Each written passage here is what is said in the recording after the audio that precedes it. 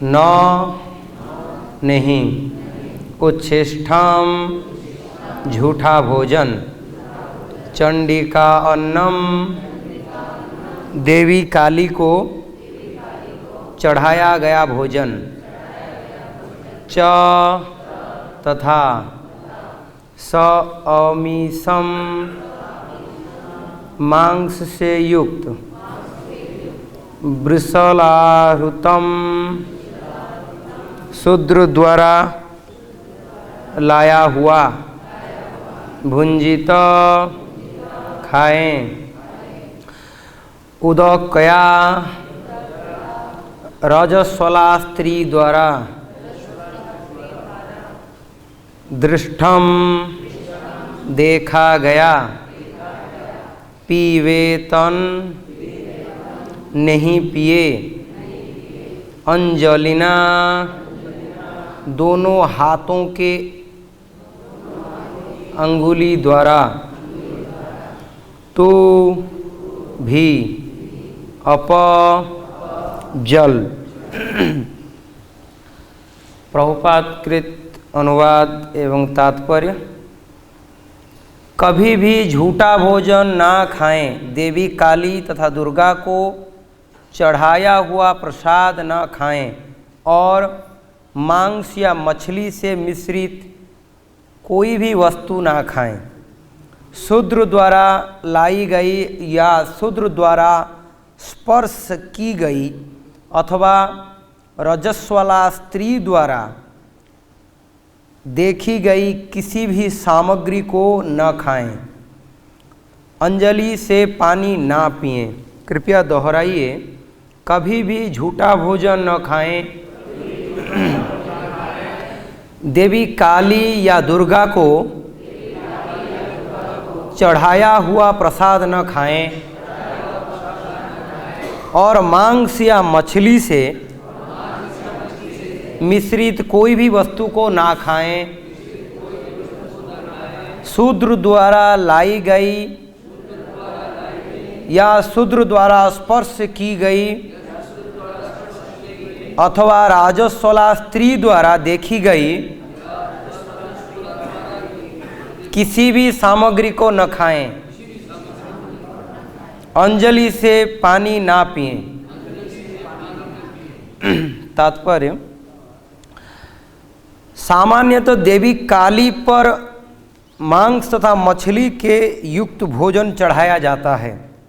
अतः कश्यप मुनि ने अपने पत्नी को ऐसे झूठे प्रसाद को ग्रहण करने के लिए मना किया है।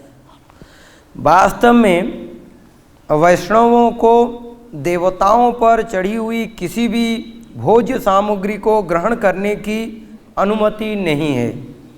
उन्हें तो भगवान विष्णु पर चढ़ाए गए प्रसाद को ही ग्रहण करना चाहिए। इन उपदेशों के द्वारा निषेध विधि से कश्यप मुनि अपने पत्नी को वैष्णवी बनाना चाह रहे थे। जय जगद्गुरु श्रील प्रभुपाद की जय। ओम ज्ञानतिमिरान्धस्य ज्ञानाञ्जनशलाकया चक्षुरुन्मीलितं येन तस्मै श्रीगुरुवे नमः। श्रीचैतन्यमनोभीष्टं स्थापितं येन भूतले स्वयं रूप कदा मह्यं ददाति स्वपदान्तिकं। वन्देऽहं श्रीगुरु श्रीयुतपदकमलं श्रीगुरून् वैष्णवांश्च श्रीरूपं साग्रजातं सहगण रघुनाथनितं तं सजीवं साद्वैतं सावधूतं परिजनसहितं कृष्णचैतन्यदेवं श्रीराधाकृष्णन् पादन् सहगण ललिता श्रीविशाखानितांश्च। नमो विष्णुपादाय कृष्णप्रेष्ठाय भूतले श्रीमते भक्तिवेदान्त स्वामिनिति नामिने। नमस्ते सारस्वते देवे गौरवाणी प्रचारिण निर्विशेषशून्यवादी पाश्चात्यदेशतारिण। हे कृष्ण करुणा सिंधु दीनबंधु जगत्पते गोपेश गोपिका कांत राधा कांत नमस्तुते। तप्त कांचन गौरांगी राधे वृंदावनेश्वरी वृषभानुसुते देवी प्रणमामि हरिप्रिये। नमो महावदान्याय कृष्ण प्रेम प्रदायते कृष्णाय कृष्ण चैतन्य नामिने गौरतीसे नमः। जय श्री कृष्ण चैतन्य प्रभो नित्यानंद श्री अद्वैत गदाधर श्रीवासादि गौरभक्तवृंद। हरे कृष्ण कृष्ण कृष्ण हरे हरे, हरे राम राम राम हरे हरे।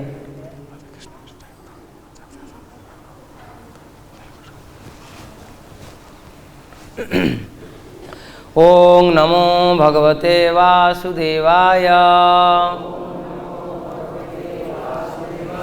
ओं नमो भगवते वासुदेवाय। ओं नमो भगवते वासुदेवाय। नारायणं नमस्कृत्यं नरं चैव नरोत्तमं देवीं सरस्वतीं व्यासं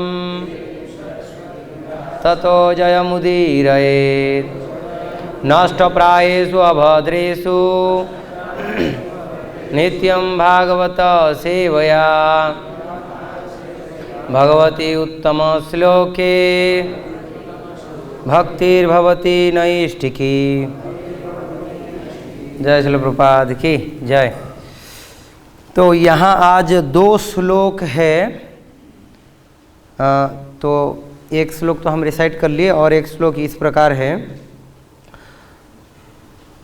नाप्स्तोष्णा स्नायन्न कुप्येत न संभाषेत दुर्जने न वसीता धौतवास स्त्रर्जंत विद्रुतम क्वचित।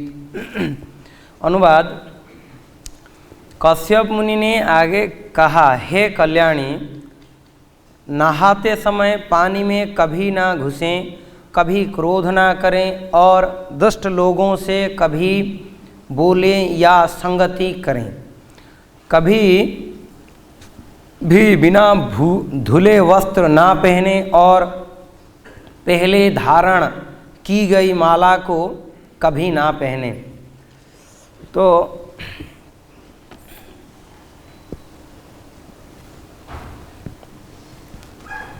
ये जो प्रसंग हम सुनते आ रहे हैं, ये प्रसंग इस प्रकार है। ये षष्ठ स्कंध के 18वां अध्याय है। उससे पहले काफ़ी हम बहुत कुछ इससे पहले हम श्रवण किए। षष्ठ स्कंद का जो भी इससे संपर्कित जो जो चीज़ें हैं, तो अभी ये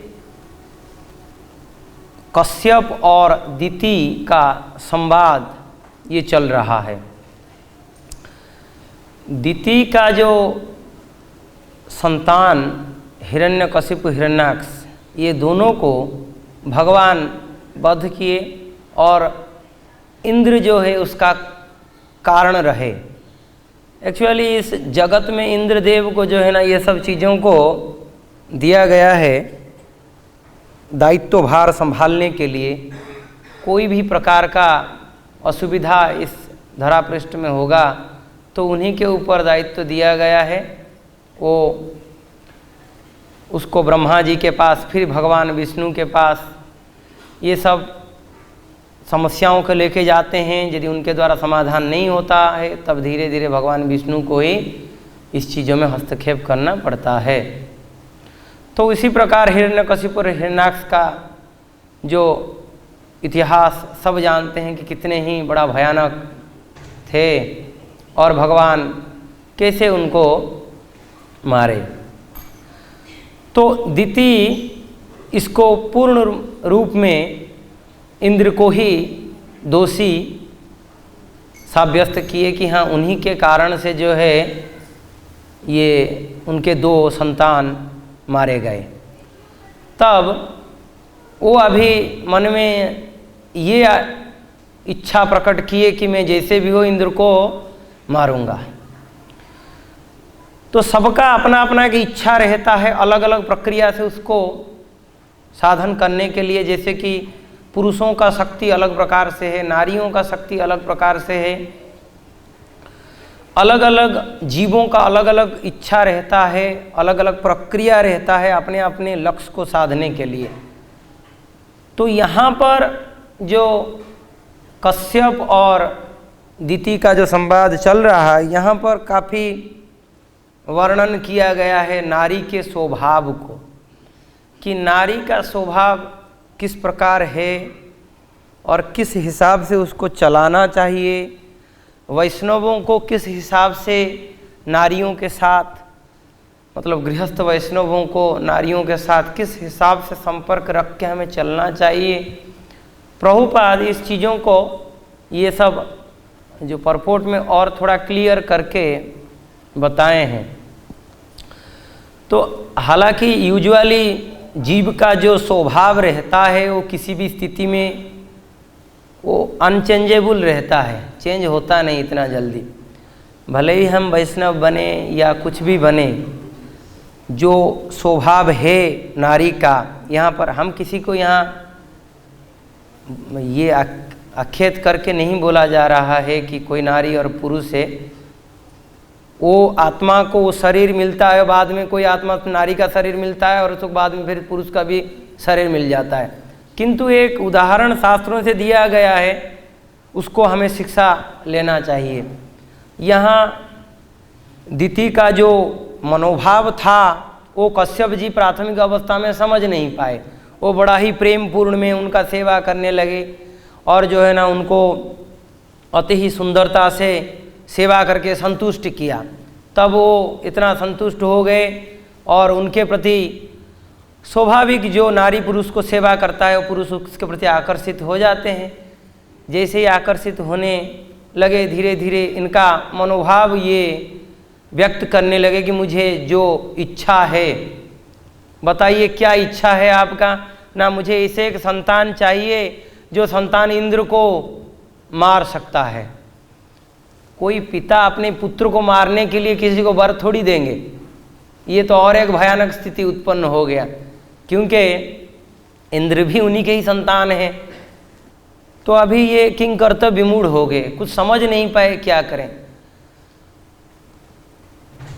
अच्छा पति उसको कहते हैं जो कि अपने परिवार को, अपने पत्नी को, सभी को एक बैलेंस करके चले। तो अच्छा पति यही हो सकता है जो पत्नी को हाँ में हाँ मिला सकता है, और कुछ ऑप्शन ही नहीं है अभी। क्योंकि हालांकि पुरुष का भी अपना दायित्व है, नारी का भी अपना दायित्व है, दोनों को ही चलना पड़ेगा पटरी के ऊपर। तो दोनों का ही जरूरी है। अपना अपना स्वभाव है, कुछ कर नहीं पाएंगे, कोई तो छोड़ नहीं पाएंगे। पुरुष का स्वभाव अलग है, नारी का स्वभाव अलग है। किंतु पुरुष को थोड़ा काफ़ी सैक्रिफाइस करना पड़ता है परिवार को मेंटेन करने के लिए। उसका ईगो को हर मोमेंट में जो है ना सैक्रिफाइस करना पड़ता है। उसको जो है ना होम मिनिस्टर जो बॉस हैं उनको हाँ हाँ करके ही चलना पड़ता है। ठीक यहाँ पर भी कश्यप जी दिति का ये उसको ना हाँ बोल पा रहे हैं ना बोल पा रहे हैं, क्योंकि वो उनको इतना सेवा करके उनसे वर प्राप्त किया है कि मुझे जो है ना देना पड़ेगा, और ये भी हाँ बोल दिए हैं दे देंगे। तो वो बोले ठीक है कोई बात नहीं, आप 1 साल के लिए एक व्रत करो, 1 साल के लिए एक व्रत करो। जो व्रत करने के बाद जो संतान उत्पन्न होगा वो जो है इंद्र को जो है मार सकता है। तो इसमें बड़ा खुशी हो गए, बोले हाँ ठीक है मैं करूँगा। तो उसका प्रक्रिया भी समझा रहे हैं सब उसमें क्या विधि है, क्या निषेध है, ये सब बतला रहे हैं। उसमें 31 नो सब बोले हैं, क्या क्या नहीं करना है। हालांकि हम लोग जब और इसको डीपली हम सुनेंगे इस प्रसंग को, आचार्यों का कथा, तो कश्यप जी यही बतला रहे हैं कि दिति तुमसे जो संतान उत्पन्न होगा वो इंद्र का ही अनुयायी होगा। क्योंकि ये जो ब्रह्मांड का जो परिचालना होता है तो ये धर्म के ऊपर आधारित करके होता है। यहाँ पर जो बड़े बड़े शक्तिशाली देवताओं को भी रखा गया है, उनके धर्म के आधार पर उनको बिठाया गया है। प्रभु जी, पंखा थोड़ा बंद कर दीजिए, ठंड लग रहा है। तो यहाँ पर ये जो ना सब किया गया है, उनमें से शुरुआत में और भी चला हुआ है कई एक चीज़ें। तो यहाँ पर कश्यप मुनि कहते हैं, नहाने समय पानी के अंदर नहीं जाना चाहिए, कभी क्रोध ना करना चाहिए और दुष्ट लोगों से कभी बोले या संगति नहीं करनी चाहिए। क्योंकि यूजुअली जो प्रथा है, हम लोगों को पानी के अंदर जाके नहीं नहाना चाहिए, क्योंकि ये भागवतम में लिखा गया है। और मैं 2-3 हमारे इस्कॉन के जो महान गुरु हैं उन लोगों से भी लेक्चर सुन रहा था, किंतु मुझे ये कई एक जगह पे मैं खुद देखा हूँ कि पानी में प्रवेश करके नहाया जाता है, तो इसलिए मेरा इसके प्रति इतना आइडिया नहीं है। क्रोध ना करें, ये स्वाभाविक है। क्रोध यदि कोई करते हैं तो लॉस किसका होता है? खुद का, दूसरे का तो होता नहीं है कभी। इसलिए क्रोध ना करें। और स्पेशली व्रत के समय यदि क्रोध करना, मतलब वो व्रत नष्ट हो ही जाता है। और मैं एक देखा हुआ हूँ, यूजुअली जो व्रत करते हैं तो ऑटोमेटिक इंद्रियां थोड़ा ये क्रोध इत्यादि उत्पन्न हो ही जाता है। हम लोग आज पुरुषोत्तम महीना व्रत कर रहे थे, कुछ भक्त थे, वो लोग परिक्रमा भी करते हैं। यदि परिक्रमा में कोई जो उनको डिस्टर्ब कर देता है तो थोड़ा क्रोध भाव आ जाता है इस प्रकार से। तो ये स्वतः आ जाता है, इसलिए ये शास्त्रों का ये निर्देश दिया गया है कि हमें क्रोध नहीं करना चाहिए, गलत व्यक्तियों का संग हमें नहीं करना चाहिए। जैसे कि हम कात्यायनी संहिता से हम पढ़ेंगे, भक्ति रसामृत सिंधु में प्रभुपाद जी कहते हैं, भले ही हमें जो आग के अंदर बैठ जाना मंजूर है, किंतु गलत व्यक्तियों का संग हमें नहीं करना चाहिए। इतना भयानक है, क्योंकि असत संग के साथ यदि करेंगे हमारा भक्ति पूर्ण मात्रा में नष्ट हो जाता है। और कभी भी बिना धुले वस्त्र ना पहने और पहले धारण की गई माला को कभी ना पहने। यूजुअली इस्कॉन के भक्तों को तो धौत वस्त्र के बारे में तो बताना नहीं चाहिए, क्योंकि जहाँ भी जाते हैं इस्कॉन भक्तों का सबसे बड़ा कंप्लेन क्या है ना, सबसे ज़्यादा पानी यही लोग खर्चा करते हैं। क्योंकि ये लोग इतना पानी यूज करते हैं धुलने में, नहाने में, मतलब यही इन लोगों का चलता रहता है। मतलब सत्वगुण के स्तर से शायद नीचे उतरना इन लोगों का अभ्यास ही नहीं है। मतलब ये शास्त्र भी कहता है, जो वैष्णव हैं, जो ब्राह्मण हैं, वो स्वाभाविक रूप से वो स्तर में रहते हैं। जैसे कि हमारे यहाँ पर देखिएगा, जो यूजुअली ब्रह्मचारी हैं वो लोग दिन में 2 बार नहाते हैं या धौत वस्त्र पहनते हैं। जो सन्यासी हैं वो लोग भी 2-3-4 बार नहाते हैं, 2 बार 3 बार उन लोगों का भी वस्त्र बदल जाता है, धौत वस्त्र पहनते हैं। और जो गृहस्थों का जो वैष्णवीय नियम है वो सबको भी देखने को मिलता है। तो इसीलिए वैष्णवों का जो आचरण में स्पेशली प्रभुपाद का जो स्टैंडर्ड दिया गया है, इस्कॉन में हम देखने को पाएंगे बहुत ही सत्वगुण में शारीरिक शुद्धि बहुत ही उच्च मान का है। तो यहाँ पर और भी एक बात बताया गया है कि माला को जो ऑलरेडी पहन चुके हैं उसको पहनना नहीं चाहिए। हालांकि ये नॉर्मल माला के बारे में बताया गया है, भगवान के माला जो होता है उसको तो कोई भी पहन सकता है, कहीं रख दो कोई दूसरा उसको पहन लेंगे। कई एक जन ऐसे होते हैं माला के प्रति इतना उनके प्रति प्रेम होता है, तो भगवान का माला तो पूरा एकदम दिनों दिन वही पहन के ही रखे रहते हैं। तो इसीलिए भगवान का माला कोई भी इसको पहन सकते हैं, किंतु नॉर्मल जो माला है उसको एक बार से दोबारा नहीं पहनना चाहिए। तो अभी यहाँ पर और भी 6 निषेध बताया जा रहा है भोजन के बारे में। कभी भी झूठा भोजन ना खाएं। जैसे कि हम भोजन कर रहे हैं, कोई आधा भोजन करके छोड़ के चला गया, किंतु ये सब चीज़ें विष्णु और विष्णु तत्वों के लिए लागू नहीं होता, इतना तो ध्यान में रहना चाहिए।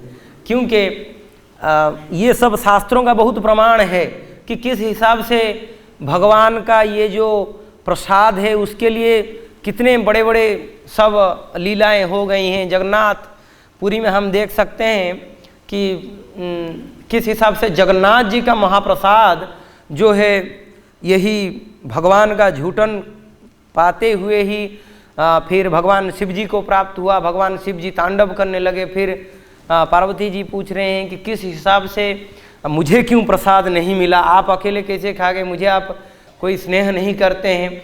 तो फिर उनको वो उसके लिए तपस्या किए। फिर अभी जो जगन्नाथ जी का जो प्रसाद निकलता है फिर देवी जी के लिए लगता है, फिर जो है ना वो जगत के लिए प्राप्त किया जाता है, उस महाप्रसाद तब कहलाया जाता है। तो ये तो प्रसाद का तो बहुत बड़ा ये है। आप यदि जगन्नाथपुरी यदि कोई जाएंगे मंदिर के अंदर, जो गए हुए हैं तो प्रायतः गए होंगे, तो वहाँ पर देखिएगा जो ठाकुर जी का प्रसाद आते हैं तो उसको जो है ना यदि कोई पत्तल या कोई मिलता नहीं है पात्र भोजन करने के लिए, बहुत सारे व्यक्ति हैं प्रसादम के लिए, तो तुरंत वो पंडा क्या करते हैं, वो जो पहले से झूठा खाया हुआ वो पड़ा रहता है मिट्टी का, उसी को उठा लेते हैं वो लोग। और आप यदि बोलोगे थोड़ा तो धो के देना चाहिए, वो उल्टा आपको जो है ना वो गाली देंगे। वो शिक्षा देते हैं, समझाते हैं कि नहीं ये ऐसे नहीं कहते, महाप्रसाद के प्रति बड़ा अपराध होता है। तो और उसी में ही खाना परोस के खाया जाता है। तो उसमें चंडाल भी खाता है, उसमें ब्राह्मण भी खाता है, वैष्णव भी खाता है, सब मतलब ये महाप्रसाद का वैल्यू बताया गया है कि क्या है। तो यहाँ पर जो बताया गया है कभी भी झूठा भोजन ना करें, जो नॉर्मल जो भोग इत्यादि वगैरह नहीं लगा रहता है। देवी काली को चढ़ाया हुआ प्रसाद न खाएं। देवी काली को जो इत्यादि प्रसाद चढ़ता है उसको तो ग्रहण नहीं करना चाहिए, क्योंकि देवताओं को बारे में हम भक्ति रसामृत सिंधु में देखेंगे कि देवताओं के बारे में ये बताया गया है कि हमें, प्रभुपाद लिखते हैं, हमें मगरमच्छ, शेर इत्यादि, बाघ इत्यादि वगैरह को भले ही हम गले में लपेट लेना अच्छा रहेगा, किंतु जो व्यक्ति ये देवताओं के बारे में जिन लोगों का रुचि है उन लोगों का संग नहीं करना चाहिए। तो इस प्रकार से है। मैं कहीं पढ़ा था, रामानुजाचार्य के एक ग्रंथ में था, उनके शिष्यों को निर्देश दे रहे हैं भले ही आप लोग नष्ट हो जाएं या कष्ट मिले, किंतु जंगल भरी जंगल में जा रहे हैं, भले ही आपको कोई चीता शेर खा जाए, किंतु यदि कोई देवा देवी का मंदिर देखे वहाँ पर मत जाइए। मतलब इस प्रकार का स्ट्रिक्टली बोला गया है। हालांकि वैष्णवीय कॉन्सेप्ट देवा देवियों के लिए अलग है, हम लोगों का कॉन्सेप्ट है किसी को भी हम झुक के प्रणाम करेंगे। प्रभुपाद भक्ति रसामृत सिंधु में लिखते हैं वैष्णव ये होते हैं कि चींटी को भी सम्मान करते हैं। तो हम लोग तो देवताओं का बात तो छोड़ दीजिए, उनको तो हमें प्रणाम करना ही पड़ेगा। किंतु जिन व्यक्तियों का चेतना यही है कि ये जो है ना भगवान कृष्ण से भी बड़े हैं, तो उन लोगों की चेतनाओं के बारे में बताया गया है कि उन लोगों का संग नहीं करना चाहिए हमें। तो यहाँ पर देवताओं के लिए वो बताया गया है, तथा देवी काली और दुर्गा का जो भोजन करना या उनके भोग को ग्रहण करना इत्यादि को भी बताया गया है कि हमें ग्रहण नहीं करना चाहिए। किंतु हम भागवतम में देखते हैं कि देवता किस प्रकार से एक शुद्ध भक्त को सहायता करते हैं, है ना। जड़भरत महाराज की प्रसंग में हम देखते हैं कि किस हिसाब से जड़भरत को डाकू लोग ले आए और काली माता के सामने काटने के लिए। तो काली माता वो सहन नहीं कर पाए, देखिए ये मेरा प्रभु का भक्त है, मेरा प्रभु का इतना शुद्ध परम भक्त है, और इसको ये लोग किस हिसाब से ले आए हुए हैं काटने के लिए। तो वो तुरंत वो मूर्ति से ही बाहर निकल के वो इन्हीं डाकुओं को ही मार दिए। तो भगवान की जो भक्त हैं वो सदैव सुरक्षित रहते हैं, क्योंकि ये जड़ जगत को ये दुर्गा माता या काली माता इन्हीं लोगों के द्वारा कंट्रोल करने के लिए रखा गया है। यही लोग ही इसको परिचालना करते हैं, कंट्रोल करते हैं, और यही लोग ही सत्व रज और तमोगुण के त्रिशूल के द्वारा दंड देते हैं। किंतु जो भगवान की भक्त बन जाते हैं तो उन लोगों के प्रति इन लोगों का हाथ जोड़कर नमन रहता है। तो इसीलिए भक्तों को सदैव इन लोगों के प्रति नमन का भाव रहना चाहिए देवा देवियों के प्रति, क्योंकि इन लोगों का अपना अपना कर्तव्य कर्म दिया गया है। वो भगवान के कर्तव्य भगवान के दिए गए कर्तव्य कर्म को वो सुचारू रूप से उसको पालन कर रहे हैं। तो यहाँ पर हम देख सकते हैं भगवत गीता में भगवान इस देवताओं को लेके और थोड़ा चीज़ों को क्लियर किए हुए हैं। जैसे कि 7वां अध्याय में हम देख सकते हैं कि प्रभुपाद लिखते हैं, जिनके बुद्धि भौतिक इच्छाओं द्वारा मारी गई है वे देवताओं की शरण में जाते हैं और वे अपने अपने स्वभाव के अनुसार पूजा के विशेष विधि विधानों का पालन करते हैं। जिन लोगों के बुद्धि नष्ट हो गया है वही लोग ही देवताओं के द्वारा परिचालित होते हैं। यहाँ पर और भी तात्पर्य में हम देख सकते हैं, प्रभुपाद भागवत से एक तात्पर्य लिए हैं, भागवत से एक श्लोक उद्धृत कर रहे हैं। अकाम सर्वकाम व मोक्षकाम उदारधि तीव्रेण भक्ति योगन यजते पुरुषम परम। जो अल्पज्ञ हैं तथा जिन्होंने अपने भौतिक चेतना खो दी है वे भौतिक इच्छाओं को अविलंब पूर्ति के लिए देवताओं के शरण में जाते हैं। सामान्यतः ऐसे लोग भगवान के शरण में नहीं जाते हैं क्योंकि वे निम्न स्तर गुणों वाले होते हैं, अतः वे विभिन्न देवताओं को पूजा करते हैं। यहाँ पर अनुवाद में हम देख सकते हैं इसका कि किसी हिसाब से यहाँ बोल रहे हैं कोई भी प्रकार का इच्छा हो हमारा तो हम लोग भगवान की चरणों में आत्मसमर्पण करना चाहिए। कुछ लोग यहाँ पर तात्पर्य में बोलते हैं, कुछ लोग सोचते हैं देवता लोग जो ना कुछ बीमारी छुड़ाते हैं, जैसे भगवान सूर्यदेव बीमारी के लिए हम प्रार्थना करने से बीमारी मुक्त हो जाएंगे। तो कुछ लोगों का चेतना यही होता है कि वो भगवान से भी देवता लोग बड़े हैं और ये चीज़ दे सकते हैं। किंतु प्रभुपाद इस तात्पर्य के अंत में बोलते हैं वैष्णव लोग अच्छी तरह से जानते हैं भगवान ही सब कुछ हैं। ईश्वर परम कृष्ण सच्चिदानंद विग्रह अनादिरादि गोविंद सर्व कारणम कारणम। तो भगवान गोविंद सभी कारणों का कारण है ये, क्योंकि वो देवताओं को भी परिचालित करते हैं। तो इसीलिए हम लोगों का चेतना देवताओं में इत्यादि में प्रवेश नहीं होना चाहिए, ये सब यहाँ निर्देश दिया गया है। और भी यहाँ पर और एक हम देख सकते हैं जो कि बताया गया है, मांस या मछली से मिश्रित कोई भी वस्तु न खाएं। ये कश्यप जी दिति को बोल रहे हैं माछ मछली का मिश्रित कोई वस्तु को नहीं खाएं। एक वैष्णव को कभी ये बताया जा सकता है? नहीं। इसका मतलब यहाँ माछ और मछली का मतलब अलग प्रकार से बताया जाता है। तो ये है कि शास्त्र में कहा गया है कि गाय का, भैंस का तथा बकरी का, इन तीनों का दुग्ध के अलावा और किसी का भी दुग्ध यदि होता है उसको मांस के साथ तुलना किया गया है। तो इसी हिसाब से जो है ये वैष्णवों को ये उदाहरण दिया जा रहा है कि माछ और मछली नहीं खाया जाए। शूद्रों द्वारा लाई गई या शूद्रों द्वारा स्पर्श की गई अथवा राजस्व वाला स्त्री द्वारा देखी गई किसी भी सामग्री को ना खाएं। जो राजस्व वाला स्त्री हैं और शूद्र हैं, इन दोनों के द्वारा स्पर्श किया गया या देखा हुआ कोई भी चीज़ को हमें ग्रहण नहीं करना चाहिए, क्योंकि वो अशुद्ध माना जाता है।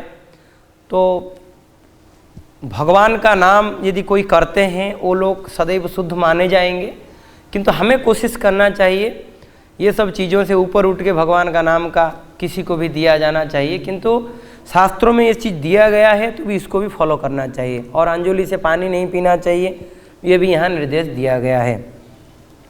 तो आज यहीं पर ही भागवतम का विराम दिया जाएगा। जय श्रील प्रभुपाद की। किंतु बैठे रहिए क्योंकि यहाँ पर आज और दो और चीज़ें भी हैं। मध्वाचार्य की आविर्भाव और भगवान रामचंद्र विजय उत्सव, ये दोनों भी है। तो हमारे ऊपर से जो निर्देश यही था कि भागवत में इसका ये चीज़ों भी हम आज श्रवण करेंगे। तो रामचंद्र विजय उत्सव, तो आज ही के दिन भगवान रामचंद्र ने रावण को मारे थे। तो भगवान रामचंद्र हम जानते हैं कि वो मर्यादा पुरुषोत्तम थे और वो एक बहुत अच्छे राजा थे। सारा विश्व में वो प्रजाओं को जो शासन कर रहे थे अपने पिता और पुत्र के हिसाब से कर रहे थे। भगवान रामचंद्र की कथा तो सभी जानते हैं, रामायण को। तो किस हिसाब से वो आविर्भाव का कारण क्या है कि जैसे ही ये समाज में या इस पृथ्वी में पाप का भार बढ़ जाता है, भगवान आविर्भाव होते हैं। तो वो आविर्भाव हुए और किस हिसाब से धीरे धीरे उनका 14 वर्ष का वनवास उनको ग्रहण करना पड़ा। और फिर वो समुद्र में सेतु बनाते हुए फिर रावण को वध करने के लिए, क्योंकि रावण एक पापी व्यक्ति था और वो पाप कर्म किया था, जो कि उनके माता सीता को हरण करके ले गया था भोग की इच्छा से। इस धरापृष्ठ में जब भी इस प्रकार का सब जघन्य कर्म होता है तब भगवान आके दंड देते हैं। हालांकि भगवान अपने ही व्यक्तियों को लेके आते हैं। ये रावण हुआ, कंस हुआ, हिरण्यकशिपु हुआ, ये सब अपने ही लोग हैं। कुछ लोग कुछ पार्षद हैं भगवान के जो कि स्वेच्छा में हाथ उठा के खड़े हैं, प्रभु हमें कौन सा सेवा मिलेगा, नहीं तुम्हें हम चाहते हैं कि तुम राक्षस बनो और मैं पीटूंगा, मुझे ये आनंद मिलेगा। हाँ ठीक है प्रभु, मैं उसी को ग्रहण करूँगा। कल हम श्रवण कर रहे थे इंग्लिश भागवतम क्लास में, किस हिसाब से वो वर्णन कर रहे थे कि भगवान बलराम कैसे देवकी के गर्भ से रोहिणी के गर्भ को स्थानांतरित हुए, क्यों स्थानांतरित हुए, बहुत ही सुंदर वर्णन कर रहे थे, मुझे बड़ा अच्छा लगा। तो वहाँ पर जो है ना भगवान आने से पहले वो बलराम जी के ऊपर ही वो सब कुछ करते हैं। जैसे कि वो आएंगे तो ये धरा, ये जो धाम देख रहे हैं, या वो कोई भी सिंहासन में बैठेंगे या शयन का बिस्तर, कहीं पर भी वो बलराम जी के माध्यम से ही आते हैं। तो ठीक उसी प्रकार ही भगवान अपना पार्षदों को ही लेके सब कुछ करते हैं, भले ही वो राक्षसी कर्म करें या अच्छा कर्म करें। तो ये जो रावण, कंस, हिरण्यकशिपु, ये जितने भी हैं ये सब भगवान की इच्छा से ही आते हैं और भगवान के नित्य पार्षद हैं। ये सब ये हमें दिखते हैं कि इन लोगों का अलग गति दिखता है, किंतु ये लोग भगवान की संतुष्टि करने के लिए ही आते हैं। तो इनका भगवान की संतुष्टि विधान यही होता है। तो यहाँ पर रावण का भी ये जो मारना आज के दिन, ये पाप का भार इस धराधाम में बढ़ा हुआ था। तो भगवान जो उसको काफ़ी कोशिश कर रहे थे मारने के लिए, किंतु वो संभव हो नहीं पा रहा था। उसका सर मिट्टी में गिर जा रहा था, फिर से जो है ना वो जुड़ जाता था, अलग नया सर उत्पन्न हो जाता था। इस प्रकार से वो बड़ा ही दिक्कतपूर्ण था। तो तुरंत जो है ना उनको जो ब्रह्म अस्त्र उनके पास था उसको वो ध्यान किए, और वो जो ब्रह्म अस्त्र है वो भगवान इनके हाथ में प्राप्त, भगवान रामचंद्र के हाथ में प्राप्त हुआ दंडकारण्य में। तो ब्रह्मदेव इसको बनाए थे इंद्र के लिए, इंद्र का अपने शासन कार्य को, शासन भार को सही तरह से चलाने के लिए। किंतु किसी कारणवश तो फिर अगस्त मुनि के पास गया। तो ये अगस्त मुनि फिर जो है ना भगवान रामचंद्र जी को दे दिए थे। तो इसमें उस अस्त्र का वर्णन इस प्रकार करा जाता है कि ये जो है ना उसका जो उसके पिछले अंश को जो है गरुड़ जी के पंखों से बनाया गया था।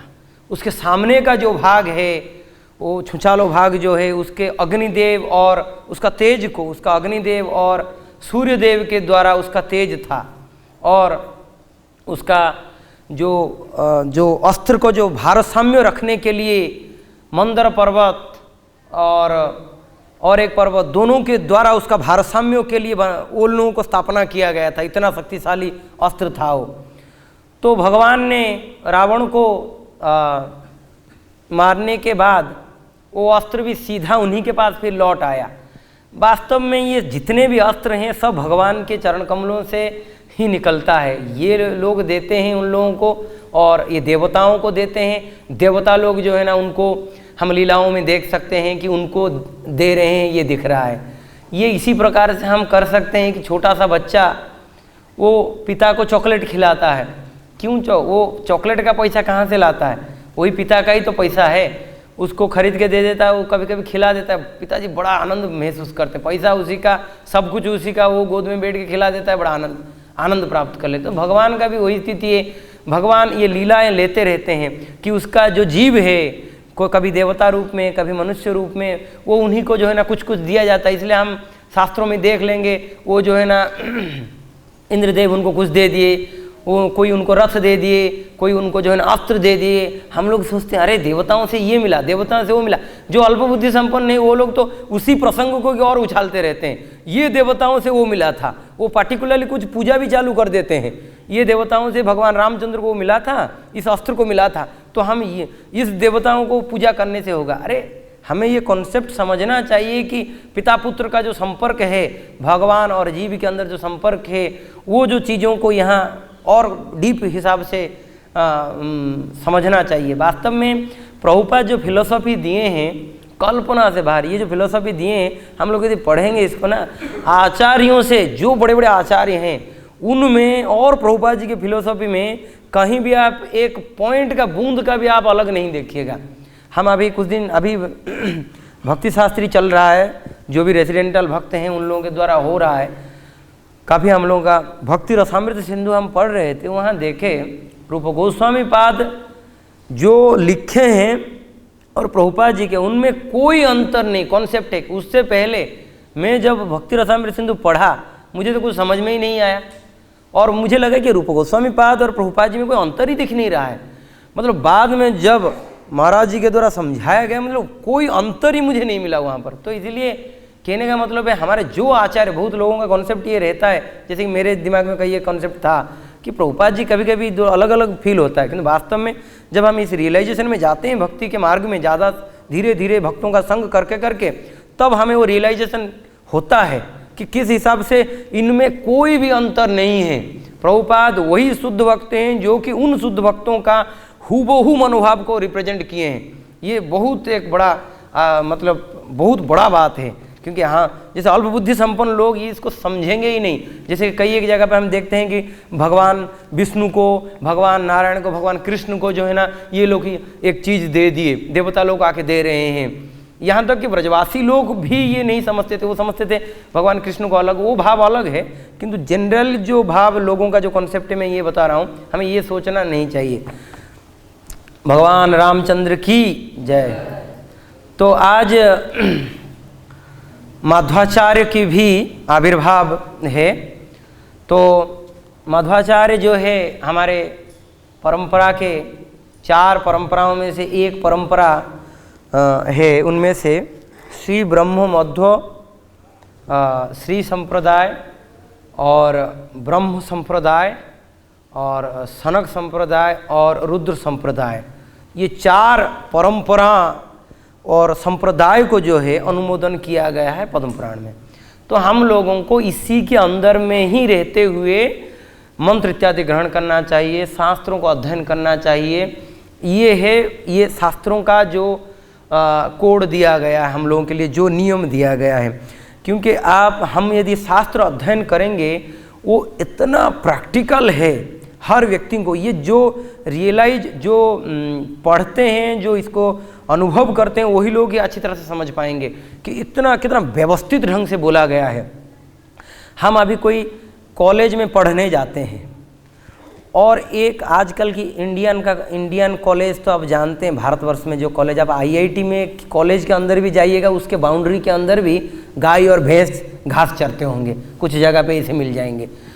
तो शाम को जब होता है वो लोग भी बाउंड्री से बाहर आ जाते हैं और लड़के लोग भी आ जाते हैं, वर्ष के अंत तक भी चलता रहता है। किंतु वो थोड़ी अनुमोदन होकर आते हैं कि ये जो है ना IIT डिग्री प्राप्त किया या कोई इंजीनियरिंग का डिग्री या मेडिकल का डिग्री मिला बोल के, नहीं, उसको अध्ययन करना पड़ता है और वो जो है ना तब वहाँ से पास आउट होकर आता है। ठीक उसी प्रकार ही ये जो परंपरा दिया गया है, ये परंपरा में के द्वारा ही अनुमोदन होकर आना चाहिए। कभी कभी इनके द्वारा अलग विकल्प आ जाता है, लोगों का बड़ा क्रिटिकल क्वेश्चन आ जाता है, ये संत तो इस परंपरा में नहीं है, किस हिसाब से जो है ना उनको वो कैसे भगवान उनको दर्शन हो गए, इतना बड़े कैसे हो गए, वो सेकेंडरी पॉइंट है, हम उसमें चर्चा नहीं करेंगे। किंतु पहला पॉइंट यही है कि हम परंपरा धारा को ग्रहण करना चाहिए, सीधा पॉइंट है। तो मध्वाचार्य जो है ये मध्वाचार्य का जो परंपरा आता है ब्रह्म परंपरा में, हालांकि बाद में चैतन्य महाप्रभु इसी धारा में आए, तो इसीलिए ब्रह्म, माध्वा और गौड़ीय संप्रदाय इसको कहा गया। तो हम जिसको we are so much fortunate that कि हम लोग इसी लाइन में आए हैं, क्योंकि इसमें पूरा एकदम सब आचार्यों का निचोड़ ही चैतन्य महाप्रभु डाल दिए हैं इसमें। मध्वाचार्य का भी फिलोसॉफी है, चैतन्य महाप्रभु का भी अचिंत्य भेदाभेद है। हालांकि चैतन्य महाप्रभु का जो अचिंत्य भेदाभेद तो यही मध्वाचार्य से ही सिमिलैरिटी करके ही लाए हैं, इसको दिखाए हैं। तो आज से 1238 शताब्दी में मध्वाचार्य का आविर्भाव हुआ उडुपी में, और वो कर्नाटक की उडुपी में था। और मध्वाचार्य जो है 5 साल की उम्र में दीक्षा ले हो गया था उनका। हमें तो 5 साल की उम्र में पता भी नहीं क्या चल रहा है, किंतु माधवाचार्य का 5 साल में दीक्षा हो गया और 12 साल की उम्र में जो है ना उनका संन्यास दीक्षा भी हो गया। मतलब कितना भाग्यवान है। और वो बहुत ही बुद्धिमान थे और बहुत अच्छा सुंदर शरीर भी था माधवाचार्य का। और उनका जो फिलॉसफी था वो जो था वो द्वैताद्वैतवाद था। वो अभी हम यदि उडुपी में जाएंगे तो वहाँ हम देख सकेंगे किस हिसाब से उनका जो द्वारा स्थापित उडुपी कृष्ण वो गोपी वेश में है, बहुत ही अति सुंदर विग्रह है वो। और वो सेल्फ मैनिफेस्टेड हैं, स्वयंभू, वो खुद के आविर्भाव हुए हैं, हम देख सकते हैं। तो मध्वाचार्य यहाँ तक कि वो हिमालय भी चले गए थे और जहाँ से उनको व्यासदेव ने उनको एक शालिग्राम शिला भी दिए थे। और क्योंकि जस्ट माध्वाचार्य से पहले जो है ना शंकराचार्य का जो फॉलोअर्स हैं उन लोगों का बड़ा ही दबदबा था, और ये लोग पूरा एकदम भयानक आकार से भारतवर्ष को पकड़ के रखे थे। कभी कभी सोचने में बड़ा आश्चर्य लगता है कि भारतवर्ष को ही क्यों सभी प्रकार का आक्रमण मिलेगा आपको। दूसरे इत्यादियों में तो आहार निद्रा भय मैथुन वाले आक्रमण आपको मिलेगा, यहाँ पर आपको फिलोसफी का, फिर इधर मतलब भोग का और अलग अलग प्रकार का चीज़ों का सब आक्रमण मिलेगा। कब कौन सा कॉन्सेप्ट आ जाता है कि समझ में नहीं आ पाता है। तो क्योंकि भारतवर्ष में भगवान का आविर्भाव हुआ यहीं पर, तो जहाँ भगवान का आविर्भाव होगा वहाँ पर भगवान को प्रणाम करने के लिए, भगवान को ईर्ष्या करने के लिए, भगवान को प्रेम करने के लिए, भगवान को गाली देने के लिए, भगवान को सभी प्रकार का अच्छा और बुरा कर्म करने के लिए सब लोग तो आएंगे उन्हीं के पास, क्योंकि सबका आराध्य एक ही जन है भगवान कृष्ण। वो कंस का भी ध्यान का वस्तु वही कृष्ण ही थे, गोपियों का भी ध्यान का वस्तु वही कृष्ण ही थे, इसीलिए जीव का स्वाभाविक ध्यान का वस्तु वही है। तो इसीलिए भारतवर्ष में हम यही देख पाएंगे कि अलग अलग सभी क्षेत्रों से जो है ना यहीं पर जो है ना यही लोग आक्रमण करते ही रहते हैं।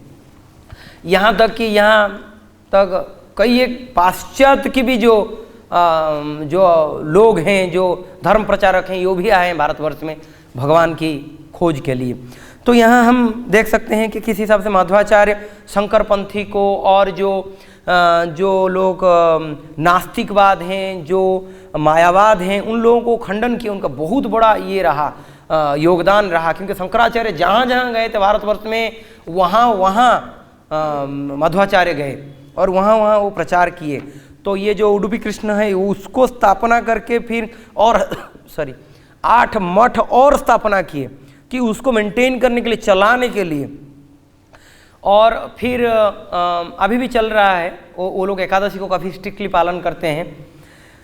और उनका जो फिलोसॉफी जो उनका है उसमें हम देखते हैं कि भक्ति विनोद ठाकुर यहाँ तक भी बोले हैं कि चैतन्य महाप्रभु के वो जो गौड़ीय भाष्य है ये और माध्वाचार्यों का लगभग सिमिलरी है, और इसको फॉलो करने के लिए वो जो 9 फिलोसॉफिकल पॉइंट्स दिए हैं उसको गौड़ीय भक्तों को उसको ध्यान देना चाहिए, देखना चाहिए, यहाँ तक भी बोला गया है।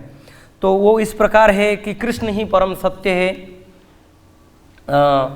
वेद की जो वास्तव सत्य है भगवान कृष्ण है,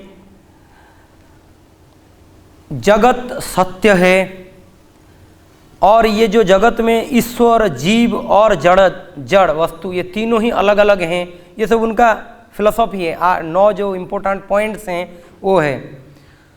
और हम भगवान का सेवक हैं, और मुक्त आत्मा और बद्ध आत्मा का ये जो कॉन्सेप्ट है, फिर जो है भगवान की ये जो मुक्ति का जो बातें हैं, ये भगवान की चरणों में सेवा प्राप्त करना को ही मुक्ति कहा जाता है। ये है मुक्ति मार्ग ही भगवत सेवा है, ये दूसरा पॉइंट है। मुक्ति को लेकर 2 पॉइंट बोल रहे हैं। और भगवान को समझने के लिए प्रत्यक्ष, अनुमान और शब्द इत्यादि के सभी माध्यमों से हम भगवान को समझ पाएंगे। अंत में यहाँ तक भी है, ये तो उनका 9 पॉइंट्स है, और भी बताया जा रहा है। ये मतलब चित जगत में माधवी गोपी के नाम से राधा गोविंद जी के सेवा में ये रहते हैं। तो इस प्रकार माध्वाचार्य जी का जीवनी है। तो हम प्रार्थना करेंगे माध्वाचार्य को कि उनका जो फिलॉसफी हमारा जीवन में हम आचरण कर सकें, अर्थात उनका जो फिलॉसफी है हम उसी हिसाब से पालन करके भगवान के चरणों में सेवा प्राप्ति के लिए प्रार्थना कर सकें। हरे कृष्ण। तो किनका कोई यदि प्रश्न है?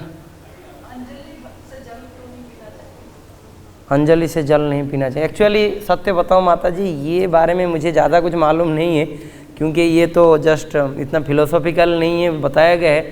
किंतु हम इतना मैं स्पेकुलेट करके बोल सकता हूँ कि फेन उत्पन्न होता है शायद ज़्यादा, या और कुछ कारण होगा। नहीं, मैं जस्ट स्पेकुलेट कर रहा हूँ, मुझे I don't know anything about, क्योंकि मुझे इतना मालूम नहीं है क्या कारण है। किंतु यूजुअली जो पानी के साथ फेन का संपर्क है, फेना वाला पानी को नहीं पीना चाहिए, और ये सब करने से फेन उत्पन्न होता है शायद इसीलिए, या और कोई कारण हो सकता है। हरे कृष्ण। जय जगद्गुरु श्रील प्रभुपाद की जय, श्रीमद् भागवतम की जय, भगवान रामचंद्र की जय, माध्वाचार्य की निताय गौर प्रेमानंदे। हरि हरि बोल।